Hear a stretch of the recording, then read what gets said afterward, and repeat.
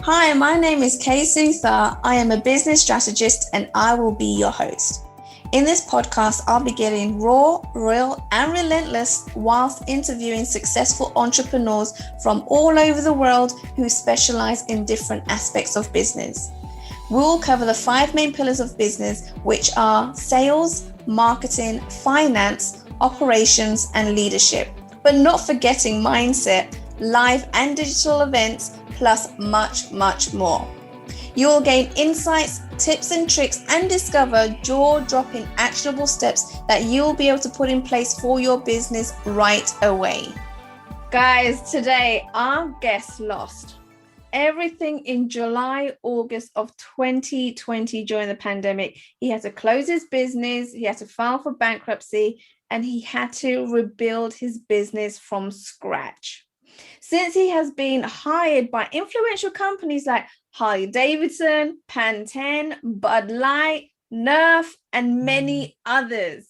When pivoting last year, Dan drew on his extensive storytelling development and video production knowledge and created 1 Minute Media. In the face of a pandemic, he wanted entrepreneurs and startups to be able to create their own professional level videos, with, of course, a little help from him, for their companies and learn to tell great stories through videos. He now works directly with startups and entrepreneurs, offers coursework and private membership so they can choose a direct approach or a more DIY approach to learn these super valuable skills. He is here today to encourage you to accept that we are all great storytellers and that video is an amazing vehicle to take those stories where they need to go. Please welcome everyone, the amazing Dan Bennett, founder of 1 Minute Media. Welcome, Dan. Wow, thank you. I think I can go take a nap. Show's over. That's all of it. Oh, no, that's just like, a little molecule of what you have to offer people. I've spoken to you. I know this already, right? And so this is why I decided to have you on the show. Like, it was a must. When you told me your journey, your experiences, and where you're at now, is something that everyone can relate to. And it was basically a no-brainer, right? So many people have actually been affected themselves, their business during the pandemic, just like you. But guess what? There was a light at the end of the tunnel for you and you made it work for you, right? And so because of that, I really, really, really would appreciate if you could tell our audience a little bit about what you were doing before and how you decided to start this new business up for yourself during the pandemic. Yeah. So before I ended up somewhere I didn't want to be. And that was kind of an agency model. And that happened because we would set out to tell great stories for companies. And then they'd be like, hey, you guys are really good at this digital stuff. Will you create some social media content for us? And we're like, yeah, sure. And then they're like, hey, that content's great. You want to manage it for us monthly? And it's like, yeah. And it ended up being all these retainer clients. We had a lot of growth. It looked sexy from the outside, very cool. A lot of great stories too. I'm not downing all of it. But hindsight's 2020. And then losing everything last year was the best thing that ever could have happened to me, because it took me off that journey of where I didn't want to go and gave me some space to go, okay, what do I want to do? Okay, I see. And you know what? The fact that you have a different perspective to the pandemic and you realize that what you've lost was actually the highlight and the best thing that could have ever happened to you, it is completely different to what people are really experiencing and thinking right now, right? And I'm assuming it was that kind of thinking, that perspective that really pushed you to do the next step where you should be, your next chapter, right? Yeah, absolutely. I lovingly refer to it as the great Band-Aid rip of 2020. It's one of those things where it's not the most pleasant thing in the world, but if you rip it really slow, it can be really terrible. Yes. And 1 Minute Media was something that I was doing in real life already. And Right. the shutdown gave me an opportunity to take that into the digital world and build that out for people. I love it. I love it. And yeah, video is so important. If anything, if the pandemic has taught us anything, everything has gone digital now. Most things have. And videos are highly important when it comes to going digital. This is how people are going to meet you, find out what you're doing, what your business is, and figure out whether you are the person that they really want to work with, right? And so I heard, Dan, through the grapevine, that you have the ability to make the invisible visible. Now, don't get me wrong, but that sounds like a magic trick there. What does that really mean? You got to tell us more. Yeah, I kind of look at that old agency model that was, like I said, accidental as a little bit of a horizontal line. And at one end was all the technical, the final delivery, the video, the editing, all the stuff. Right. And at the other end was story development and the things I really cared about. And as I started to try and either hire out or put a system in place for all the things that were technical and I didn't love so much and get closer and closer to that beginning point, I was speaking with someone and they're like, story is super important. The development you do is super important, but that's not actually the point at the end of your line. And I was like, well, what's that mean? I felt challenged, but I felt excited at the same time. And through their observation, they're like, no, what you actually do is make the invisible visible. You dig into people, you pull story out. And the way that you explain how you do it often makes me think like no one would have ever seen it had you not done the work you did. And it just brought me back to how many times I've sat in a room with a person and gotten to a point to where they looked at what we had done together and said, wow, that's magic. You're so good. And I went, no, it was in there all along. All I did was pull it out. I didn't create it. I didn't invent it. All I did was pull it out of you and shine a light on it. And that hit me so hard when she said that, because I'm like, oh, that is kind of what I do. And it sounds a little foo-foo and a little fluffy, but it truly is what I do before I meet someone. And after I meet something, I definitely bring as much as I can to light that maybe no one did before. Amazing. So it's almost like you can read between the lines, right? 100%. You're hearing what's on the surface, but you know to dig a little bit deeper and just pull that out of them, right? And I love that, because I find that people are very hesitant to be forthcoming with information to begin with, right? And the fact that you're using videos and you have this canny ability to do all of these things, it just seems like it fits right. It fits all together. And so what really qualifies you as an expert? Oh, actually, before you even answer that, I want to go back a little bit, because you mentioned storytelling. Now, what does storytelling actually mean?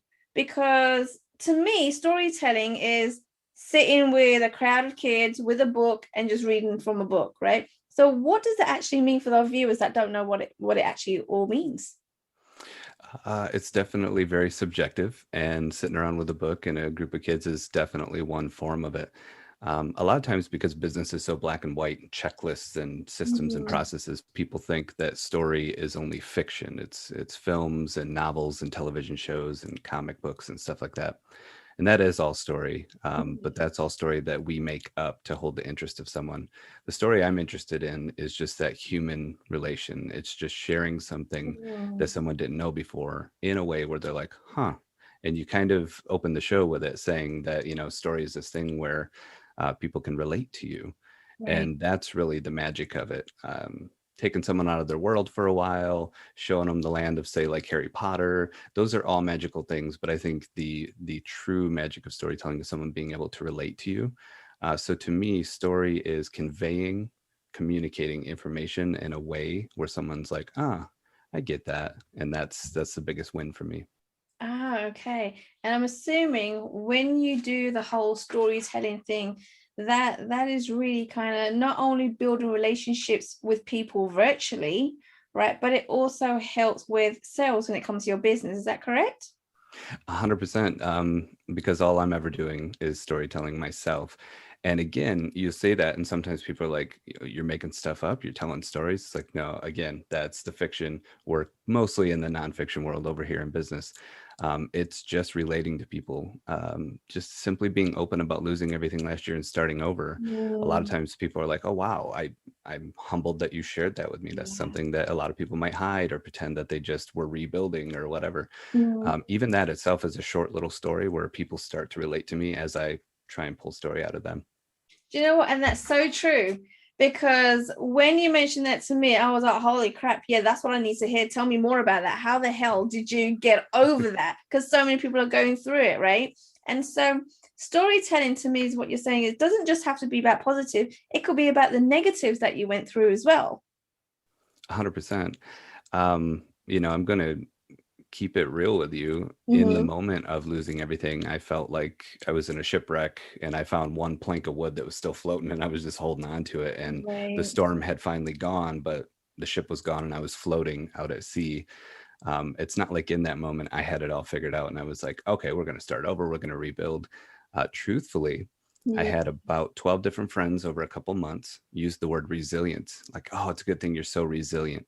I actually had a couple of people who I'm close with where I'm like, man, I wish people would quit saying that because it was hard to hear at the time that people knew I was going to bounce back. And that comes from my childhood and where I came from and adversity I've overcome before. Mm. But I wasn't in a position yet to hear it about myself. And now looking back, I'm like, I know why everyone said that because I am resilient and it did give me an opportunity to start over. But when you're in the middle of it, it's real, so I don't expect any of your listeners to be like, I'm in the middle of it, I can just do it. But I do hope I can give just a little bit of light, like you said, at the end of the tunnel, where if you keep pushing towards what you really want, all the things that kind of sometimes sound fluffy but are actually true, Yeah. grit, determination, resilience, hold on to those things tight if you have them. Amazing. And it sounds like you really need to get vulnerable with your audience, right? And just have it, just spill everything out. Just let people know what you've been going through, the good and the bad and the ugly. Because so many people can relate to all of those things. And it isn't just about, oh my God, I live in this fantastic house that I've built and I've got, all these cars and all these things, these, material things. It's about really learning from an individual's experience, the good, the bad, and the ugly. Yeah, 100%. I like to remind people that things like transparency and Mhm. vulnerability, they're not these binary things, right? They're spectrums. And someone might read an article, how to be more vulnerable or whatever, and that's dangerous. It's not an on-off switch. If being completely vulnerable on camera is something that you shouldn't do or you're terrified of or whatever, that's okay. That's one end of the spectrum. Back it off until it Right. starts to get slightly less uncomfortable and then maybe experiment there, because we all have different tolerances for these things. Yeah. But we do have to find, I kind of call it like a cocktail. You have your two, Mhm. vodka and orange juice. Some people like a lot more vodka, some people like just a specific Right. vodka. Find your cocktail, and it might take some experimentation, but find your cocktail and find where you can really thrive. But in doing so, you will be closer to the other end than you are now. And yeah, vulnerability is one of those things that humans relate to. My favorite example of it is when a comedian self-deprecates on stage. Right. It's just a genius way to break the ice, get people on your side, have them rooting for you, and by the end you got them in the palm of your hand and a new fan. And that's just one of the powers of storytelling. I love it. And I love that example. Yeah. Okay. So tell me this, Dan, what actually qualifies you as an expert in this field? I qualify myself, and I don't say that lightly. I've Okay. went through imposter syndrome for Ah, my creativity, my larger projects, being on film sets, working with famous people sometimes, yeah. getting shout outs from people in the industry. I've had all of my moments. Who are these famous people that you've worked with? I love Uh, them. Are you able to name drop? no, no, but I can talk about working with Westbrook Productions, which is Will and Jada Pinkett Smith's production company from the Oh, West Coast. So I did get to spend a little bit of time with their son, Jaden Smith, when he was doing some work in Flint, Michigan around the water crisis. oh wow. Um, so I can't talk about that because that's more of an open documentary that they're putting together and stuff. But yeah, there's been some moments in there. Um, I forgot where I was going. I'm sorry. Oh, I'm sorry, I took you off Oh, track. You you're all said right. Yeah, celebrities. I was like, who are they? yeah. I love it. I'm sure it was something just around, storytelling being important and how we all can do it, whether it's, uncomfortable or not. But yeah. Mm. Okay. So are you able to right now maybe teach our audience a simple principle that they can relate to and implement in their business, the storytelling of videos right now? Yeah, I just remembered what you asked me previously, if it's okay to Yeah, go step for back it. quickly. You asked what gave me authority to be a storyteller, or what makes me an authority on storytelling. And I said I gave myself permission or my own credentials. And that comes from all of those imposter syndrome type of moments. And then just maturing in life, maturing in business, all these different things where it was like, you know what, nothing's new under the sun. I have my own creative take on things. I offer something to the world that wouldn't be there if I wasn't here. So like, I am a storyteller. Now there's some data I could say, I've put in over 10,000 hours of developing story with brands and individuals and stuff. But it really came down to the first time that someone was like, wow, I didn't even know that was inside of me. Thank you so much. And then they portrayed it to the world. And it just strengthened, the relationship between them and their audience. The first time that kind of happened was like, okay, there's something to this. So no degrees, no credentials, just a lot of time, I guess. And I A lot of, appreciate you letting me go back to that. no, so a lot of life experience, right? And Maybe too much. but the point that I would love to kind of stress to the audience is that life experience holds so much weight than a piece of paper, right? Than the certificate that you've got in college, uni, or whatever. Not to say that that doesn't help, most definitely, but you don't need to have those if you've been able to build and learn, in real life, and find out what works and what doesn't work. So I absolutely love that. You've done it, you've been there, you've seen what works, what doesn't work. You've worked with famous people, you've worked with big brands, so clearly what you're doing works, right? And Yeah. so going back to the other question, what principle can you teach our audience today that they can relate to and implement in the business right away?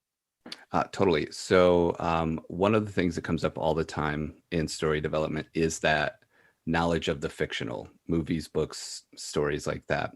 So what I try and do is take some like developmental storytelling tools that you might use if you're going to write an essay or write a book or something fictional, and walk people through them or give it to them and let them use that tool, but in the world of nonfiction.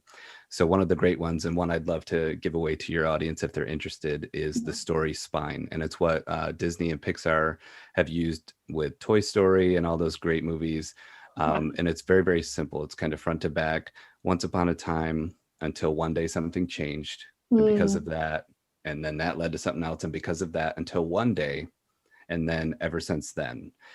And it's just this really, really 30,000 foot view, this really high view of the backbone of a story. And of course, there's character development and shifts and ebbs and flows all throughout that, but it's a great place to start. So a lot of times, because people just as people are stuck in that fiction kind of thought process about what a story is, I'll go to those fiction tools, but then say, hey, you're developing a new product. This product helps someone in this way. We'll call it a widget. That widget's going to be great. You've poured 5 years into making it, but you're trying to tell the world about it. Well, Yeah. why? Once upon a time, I made a widget. And one day someone saw me using that widget in my garage and was like, wow, I could really use something like that. And because of that, I started thinking really hard about making widgets for other people, and on it goes. And you can take that kind of fictional process and put it to nonfiction. And it's a great starting point to get people like, oh, maybe I could tell better stories. Interesting. And yeah, I mean, you just made that sound very simple there, right? Because I can see people kind of racking their brains out and be like, how the hell, where do I start? Where do I end? What do I say in between? Right. And you made it very, very simple process.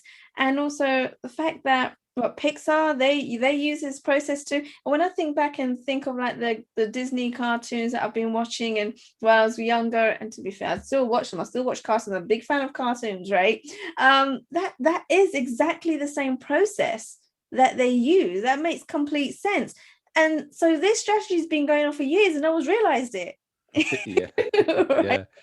Yeah. I love that too, because a lot of times, when people talk about story in their business and maybe it seems new to them because they've never taken this focus or whatever. I always like to shrug and be like, what's great is story's been around for millennia. So many cultures have used story to teach the next generation and to keep their culture alive and all these wonderful things. It's ancient and I didn't invent it. I just use story a way that maybe some people don't, but nothing's new about it. So it's fun for me because I don't have to convince anyone that storytelling works. I just Right. have to convince them to actually try it. Right. You simplified the process so people don't have to rack their brains out trying to figure it out themselves. Right. Yeah. And I love that. That's amazing. And I know our audience today would love to hear a few of your recent success stories, and it would be great to hear some of that. Yeah, so here's a fun one. There is a really, really cool company called Deep Sentinel, and they have security cameras that have incredible AI technology built into them, but they also have live human Sentinel guards who watch those cameras. So what they end up with a lot of times is part of what they call their stopped series. And that is you see the person maybe coming up to steal the package from the porch or trying to break into the car or whatever. And then you hear the guard come over the speaker that's in that camera on the outside of the house and say, hey, police are on the way. You need to get out of here. You're being filmed. And they run away. And so they have this slew of videos that are crime being stopped in the process. And so we've done some work together. It was really cool and really sophisticated. And then the next batch of work that's lined up to do are actually a series of TikTok videos, because these stopped videos oftentimes are very funny. And it's not funny that crime was almost happening, and it's not funny that it was stopped, I guess, but what transpires sometimes on camera is very, very funny. So we're developing these things that have already done well on their own on like YouTube and stuff into little short TikTok videos, where people can see through humor and through storytelling how great this, sophisticated product is, but in a way that's like entertaining. Right. Yeah, so that's one. Okay. Do you have another to share with us? Um, that one's probably the most fun. One of my this isn't as exciting as a story, but it's so exciting to me. There's a great company called Search Actions. They do digital marketing and web development, nothing brand new, but they care about story. They found me, and I was able through 1 Minute Media to actually not only set up the CEO, but his small team with all of the 1 Minute Media videos and private membership and all that stuff. So they're using 1 Minute Media as kind of a group. So they all get the right gear. They all get some training on how to shoot great videos on their own with our help a little bit if they need it. And it's really cool because the one product is now helping a small pod of people who are all able to create video content as they go. So that's been fun because leverage is happening. And that's what I always hoped when I took 1 Minute Media and made it digital, is that it could get bigger than me, and that, we could help more people than just one-on-one. Right, yes. And like I was saying earlier, like video is so important right now, and it's only going to go in that direction. It's not going to change. People aren't going to stop watching videos. YouTube is probably one of the most popular platforms, right? Because you get to see how to do things. People always go into how to do this and how to do that, and it actually shows you they like to see it happening in front of them. I know I do. I'm not someone that can read a bunch of words, right, and then try and decipher what that means. I would rather it be on a video showing me where I need to go, what I need to do. It's so much more simple and easier, right? Not time consuming. And do you know what? Is one thing that I have noticed is there's been a few companies that I've been looking into to kind of automate my business. And a lot of them say, if I say to them, oh, you know what, I've got a question about this, they go, oh yeah, read this article. I'm like, really, guys?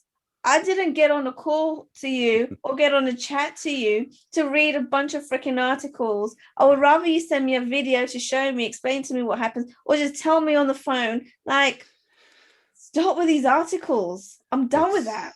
It's so powerful. I love that you brought that up yesterday. Yep, it was just yesterday. I have a free community for people, if they're uncomfortable on camera, to start to get comfortable on camera, make videos, put it in the community, and still get feedback and critique, but in a very loving way from a small community who are all there for the same reason.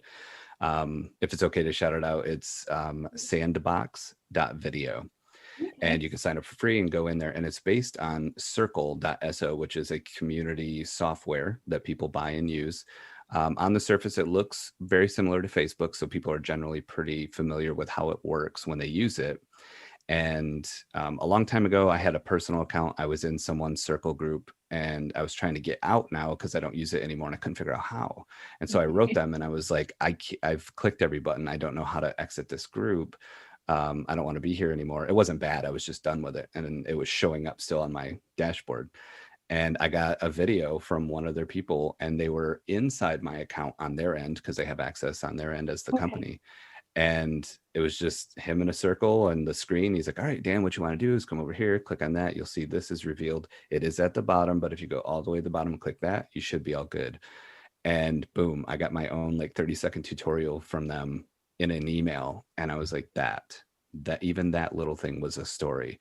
That told me the story that you care. It told me the story I made the right choice using your software and that I can get my problems fixed in the future. And it told me the story of how in the heck to get out of that group. So it is powerful. Video it ain't going anywhere. That's for sure. That's for sure. Definitely. Well, thank you for that. Before we end this episode, I would love to ask you a final question, because I know loads of people are going to be asking or thinking, where the hell do I find him? Where do I go for more support? So where can people go if they want to speak with you, get more additional free support, look at your packages? Where can they go to find you, Dan? Yeah, so I'll give you a couple of things. The first one, and I've done this on purpose, is if you look up Antipreneur, just like entrepreneur, but Antipreneur, if anyone's watching, you'll find me because I'm everywhere. So that's a quick way. If you can't remember anything else I say, Antipreneur, I remember that and type it in, you'll find me. I've tried to make it real easy. I'm theantipreneur.com/link stack. So like a stack of links, and that's exactly what it is. It's all my stuff in one spot. So I'm theantipreneur.com/link stack. And my email's on there. I don't hide from anyone. I work directly with people. I try and also, which I would like to do for your audience, if that's okay, give away a couple, free strategy sessions if someone's listening to a certain show, because most of the time it's just getting started and understanding that you can give yourself permission to get on camera, and you can give yourself permission to tell great stories. And that's actually what I'm helping people do. There's the technical, there's the development, but really my whole job is just getting people to give themselves permissions to tell a great story. Awesome. And guys, I just want to let you know that all the links that Dan has mentioned, they will be in the show notes. So if you missed it while you're listening or watching this episode, go down below and you'll be able to see the links there.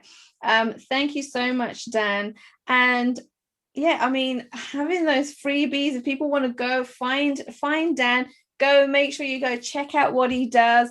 Get those freebies, guys, right? Learn from Dan, learn from what he's been showing these famous people and these huge companies. Go and find him, definitely, and figure out how you can implement this in your business.